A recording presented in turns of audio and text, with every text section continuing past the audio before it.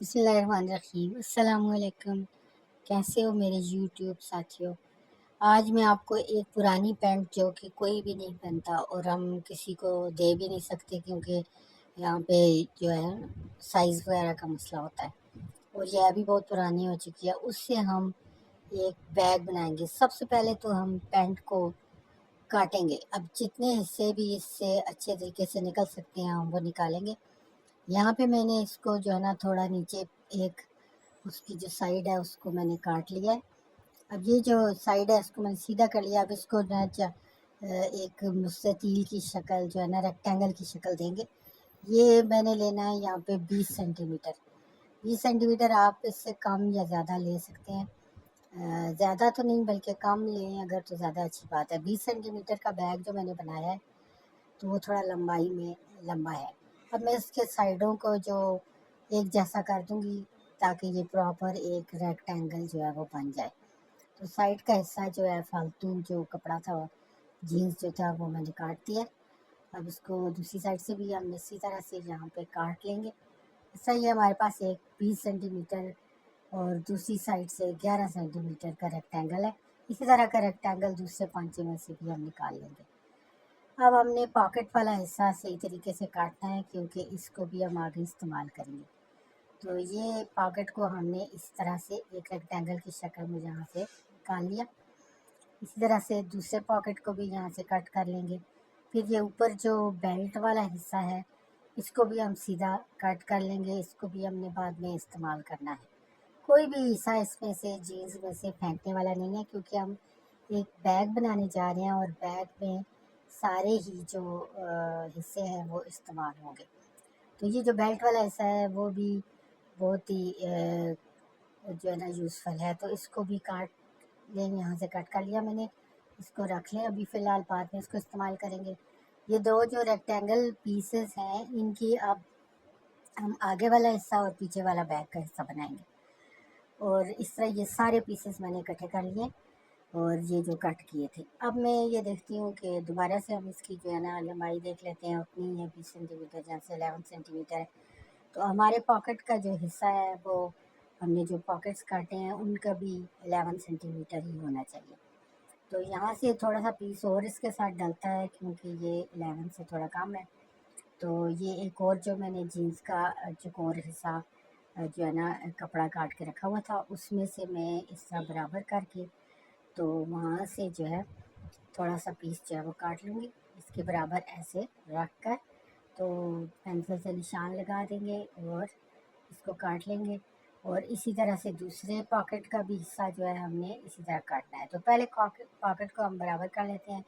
जो उसके निकले हुए थोड़े थोड़े टेढ़े हिस्से हैं साइडों से उसको काट लें।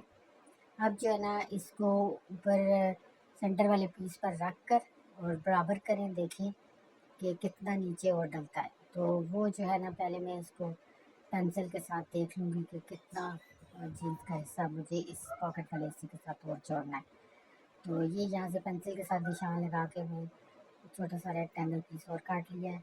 अब इसको जो है ना मैं इसके आगे रख कर इसके साथ पिन अप कर लेती हूँ। यहाँ से हमने बाद में सिलाई करनी है। जब सिलाई करने के बाद ये हमें मिल जाएगा तो हम इसे इस तरह साइड पे जोड़ देंगे।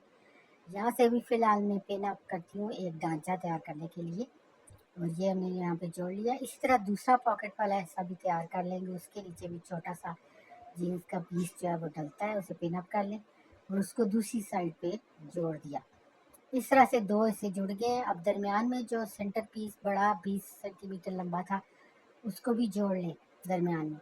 और फिर एक पॉकेट वाले हिस्से को उसके साथ जोड़ के और फिर पॉकेट वाले हिस्से और सेंटर वाले हिस्से को आपस में जोड़ लें।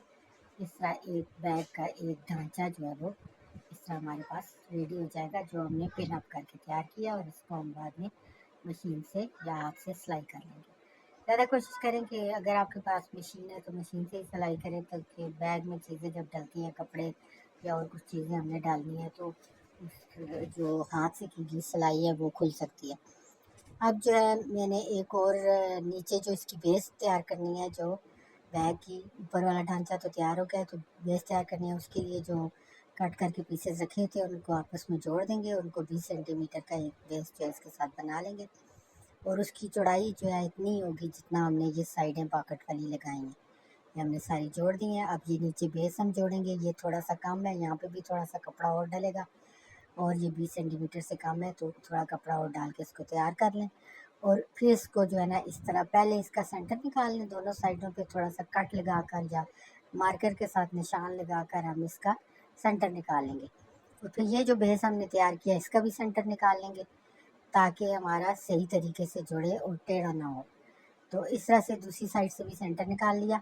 अब जो है ना इस सेंटर को सेंटर के ऊपर रख कर पहले इसको उल्टा कर लिया और सेंटर को सेंटर के ऊपर रख कर इस तरह यहाँ से पहले आप पिन अप कर लें और फिर बाद में इसको सिलाई कर लें। पिन अप करने से ये फ़ायदा होता है कि हमें अंदाज़ा होता है कि हमने सिलाई जो है वो किधर से करनी है और कितनी करनी है। इसका ये है कि बाद में हम पिनें साथ साथ निकालते जाते हैं, लेकिन ये है कि हमें ये अंदाज़ा हो जाता है कि हमें किस तरह का जो है ना यहाँ पे ढांचा जो है वो तैयार करना है। तो दोनों साइडों पे पहले पिनें लगा दी ताकि दरमियान वाला जो हिस्सा है 20 सेंटीमीटर वाला वो भी प्रॉपर तरीके से फिर लग जाए। और कम या ज़्यादा हो तो पिनें लगाने से वो भी हमें पता चल जाता है, जिसको हम बाद में कट कर सकते हैं। कम हो तो और थोड़ा सा पीस जो हमारे पास जो पड़े हैं छोटे छोटे पीस उसे हो जाए, ये तकरीबन बराबर है।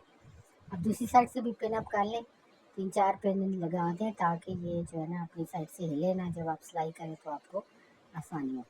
तो इस तरह आप इनको पिनों से पहले जोड़ के और फिर की सिलाई कर रहे हैं, क्योंकि वीडियो बहुत लंबी हो जाती है तो सिलाई वाला पार्ट मैंने नहीं दिखाया। ये मैंने जोड़ लिया है। इस तरह से मेरा ये बैग का जो एक ढांचा तैयार हो गया। इसकी ये साइड्स हैं जो पॉकेट्स पैंट के ऑलरेडी पॉकेट्स है वही इसमें जुड़े हैं। अब इसको हम साइड पे रखते हैं और दरमियान में जिप वाला जो है हिस्सा लगाते हैं। थोड़ा सा मैंने बड़ा लिया है क्योंकि बैग की जो ऊंचाई है ना तो थोड़ी कम है, तो इस तरह एक और शर्ट से मैंने ये पीस लिया है जो इसकी नीचे जो अस्तर है वो लगाएंगे यानी लाइनिंग। तो ये जो है एक कपड़ा मेरे पास पड़ा हुआ था, नया बैग्स बनाने के लिए लाया था, तो ये ले लिया, थोड़ा सा मोटा है। इसके ऊपर जिप जो है उल्टी रख के हमने जिप को पिन अप कर देना है।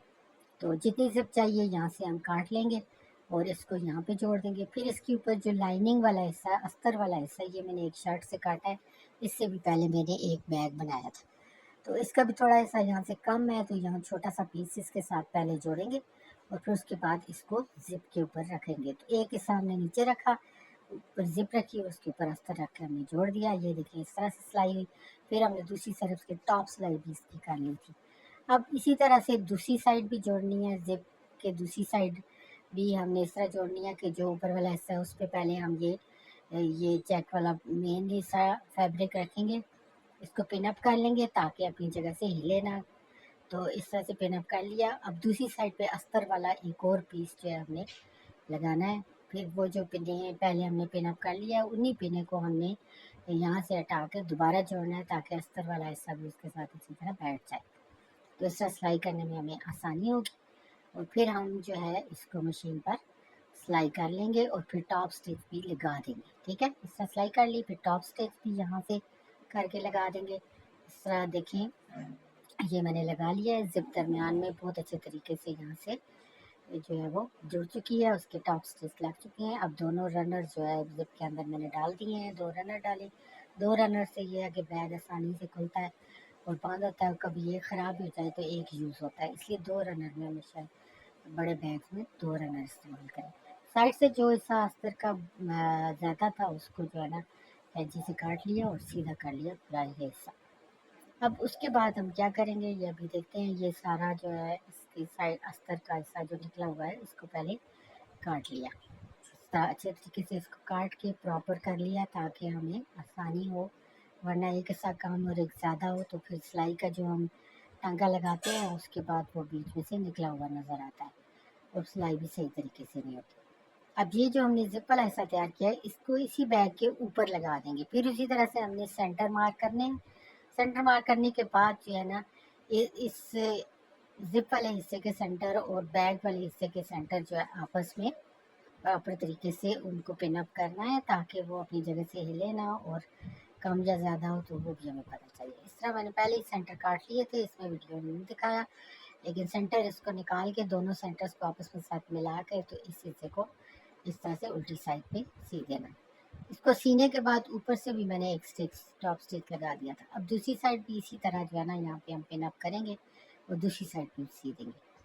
अब फिर किनारों को जो साइडें हैं, जिधर हमने पॉकेट वाले साइड्स लगाए हैं, वहाँ से भी इसको हम सी देंगे। इसी तरह चारों तरफ से सीने के बाद कुछ ये शक्ल हमारे बैग की आई है और वो प्रॉपर एक रेक्टेंगल जो है वो बन चुका है बैग।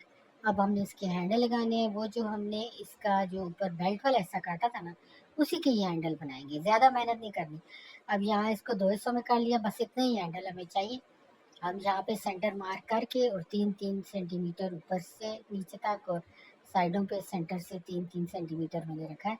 इस तरह से दोनों साइडों पे जो है ना ये हैंडल जो है इस तरीके से लगा देंगे। ये देखें हैंडल लगने के बाद बैग कुछ इस तरह से बन गया। ये जिप खोली, काफ़ी सारी गुंजाइश है इसमें, बहुत सारे कपड़े आ सकते हैं और चीज़ें आ सकती हैं। तो ये जो है बैग मेरा रेडी हो गया है। अब ये देखें, इस पे मैंने कुछ सुर्ख धागा भी इस्तेमाल किया, क्योंकि सुर्ख ऊपर जो कपड़ा इस्तेमाल हुआ उसमें सुर्ख धागा इस्तेमाल हुआ था, तो उसी को ही आगे किया है, इससे कोई फ़र्क नहीं पड़ता। तो ये बैग रफ एंड टफ इस्तेमाल करने के लिए हमारे पास रेडी हो गया है। ये लीजिए, जब बैग को कपड़ों से हमने भर दिया, काफ़ी ज़्यादा कपड़े इसके अंदर समा गए और इसकी ये शक्ल आई है, तो हम नीचे आसानी से रख सकते हैं। और ये जी बिल्ली भी देखने के लिए आ गई हमारे पास। आपका बहुत बहुत शुक्रिया। लाइक करें और शेयर करें।